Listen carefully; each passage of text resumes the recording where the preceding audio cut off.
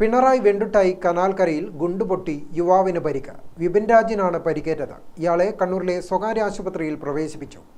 സ്ഥലത്ത് പിണറായി പോലീസും കണ്ണൂരിൽ നിന്നെത്തിയ ബോംബ് ഡോഗ് സ്ക്വാഡുകളും പരിശോധന നടത്തി.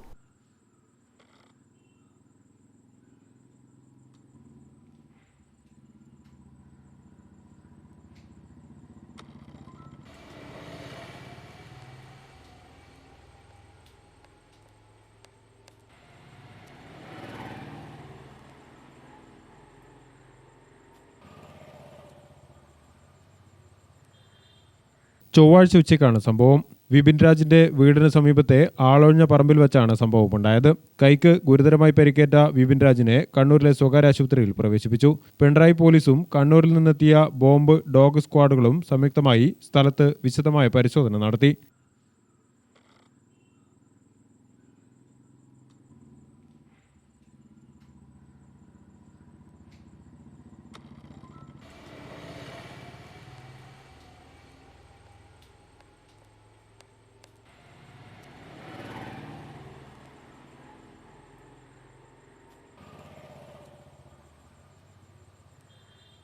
ഗ്രാമിക ന്യൂസ്, കൂത്തുപറമ്പ്.